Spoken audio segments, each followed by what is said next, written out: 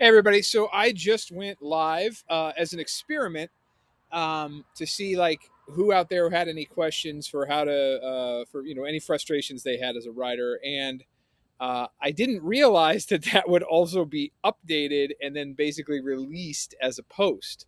And so there was a part of me that was like immediately panicking, like, oh my gosh, I can't believe I did that. Why? Because nobody showed, like, nobody showed in that live chat. Admittedly, I didn't do a very good job of marketing it over the last few days. I could have, like, really harped on the fact that I was going to go live today. But, and maybe, and not but, and maybe I should have harped on that more. And here's the thing that I want to get to: nobody cares, right? Nobody cares. And that's actually a good thing. Everybody is, of course, always so, everybody's always like self centered, self focused on their lives. And we often think, I used to always think, in fact, that, oh my gosh, people must be thinking about me and ridiculing me and shaming me. And the thing I've found is like really nobody gives a shit about you at all. So why am I harping on that? And why is this a good thing? Not only because it kind of frees you to be who you want to be, but I think especially as a writer, what you find when you realize that nobody cares about you is twofold. Number one, what you find is you can kind of be free on the page, right? If nobody's going to remember you, if very few people are even going to pay any attention to you, any perfectionist streak you have, like, they aren't going to be nearly as critical as you yourself might be. That doesn't mean you shouldn't be professional when you're writing, but it does mean if you have certain perfectionist tendencies, like I have had in the past, you can kind of just work free of those with the mindset that, like, nobody's really going to pay as close of attention as you are, right? So like I've really found that mindset to work. That, oh my gosh, like nobody's going to care, so I might as well try the stuff I want to try that's maybe makes me a little bit scared on the page, certain vulnerabilities, maybe certain structural techniques with any magazine piece or book or essay or anything I publish on Substack. If you have that thought, if you're a perfectionist, like I have to be really careful with what I say, just start to think how nobody gives a shit about you, and it might liberate you in the way that it's liberated me since I started to think that way over the last like 10 years.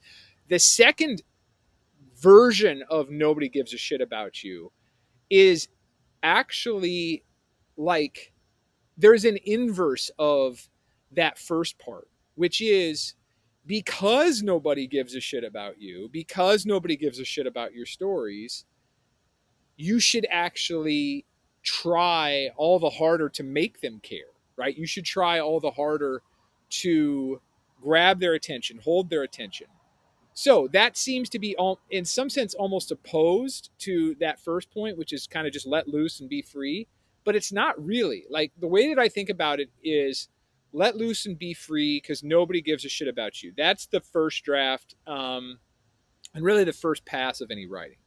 Um, and then the second pass of any writing, when you're editing it, when you're refining it, it can be frankly the second pass, third pass, fourth pass, however many passes it takes before you're satisfied with it, or when any editor you're working with is also satisfied with it. But that's when you start to think, because nobody gives a shit about me, I should really try to make this as great as it can be, right? So those two frameworks, which seem kind of opposed, have actually really helped me. So I want to pass them along to you now. Again, like the first is like very much first draft based, so kind of the writer hat is on. The second one is very much like second draft and beyond, and that's when really like the editor, the critic can come out and really help to refine things. So in any case, if you find yourself, if you find yourself first off, if you find yourself going into some chat like I did where nobody shows, just remember that like nobody's going to probably remember this tomorrow or next week. But the other thing is like you can actually channel that mentality and use it to your advantage really in your writing life. But also like here again, not to be too meta about it, but like in any facet of life, right? Like I decided to go live today in part because I was like, I'm just going to see how this goes. And also because I knew like 1 week from now, certainly 1 month from now, nobody was going to remember that on Tuesday, August 6th at 2 p.m., I went live for 10 minutes, and there's a recording of me now where nobody shows for 10 minutes, right? Nobody cares, man. Nobody cares. And that can actually, in a lot of different ways, be very good for you. This is a photo of the dude. Sometimes we must all channel the dude and just go with the flow. Take it easy. Abide. Be well, everybody.